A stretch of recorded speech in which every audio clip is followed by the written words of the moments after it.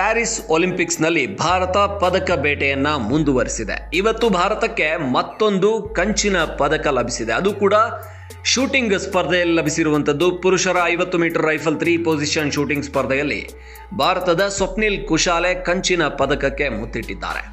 Shooting ಸ್ಪರ್ಧೆ ಸಾಕಷ್ಟು ರೋಚಕತೆಯಿಂದ ಕೂಡಿತ್ತು. ಫೈನಲ್ನಲ್ಲಿ ಸ್ವಪ್ನಿಲ್ ಕುಶಾಲೆ ಅವರು ಅಮೋಘ ಪ್ರದರ್ಶನವನ್ನು ತೋರುವ ಮುಖಾಂತರ ಕಂಚಿನ ಪದಕವನ್ನು ತಮ್ಮದಾಗಿಸಿಕೊಂಡ್ರು.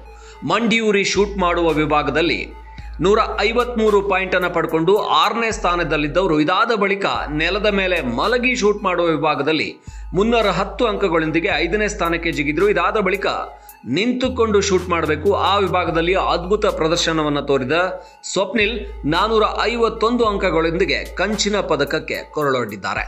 ಭಾರತ ಬಹಳಷ್ಟು ಪದಕಗಳ ನಿರೀಕ್ಷೆಯನ್ನು ಇಟ್ಟುಕೊಂಡಿದ್ದು, ಈಗಾಗಲೇ ಬೇರೆ ಬೇರೆ ಗೇಮ್ಸ್ಗಳಲ್ಲಿ ಕೂಡ ಭಾರತದ ಸ್ಪರ್ಧಾಳುಗಳು ಸೇನ್ ಸೇರಿದಂತೆ ಲಕ್ಷ್ಯ ಸೇನ್ ಜೊತೆಗೆ PV ಸಿಂಧು ಸೇರಿದಂತೆ ಬೇರೆ ಬೇರೆ ಸ್ಪರ್ಧೆಗಳಲ್ಲಿ ಟೇಬಲ್ ಟೆನ್ನಿಸ್ನಲ್ಲಿ ಕೂಡ ಬಹಳ ಪ್ರಭಾವಿಯಾಗಿ ಭಾರತ ಸ್ಪರ್ಧೆ ಮಾಡ್ತಾ ಇದೆ.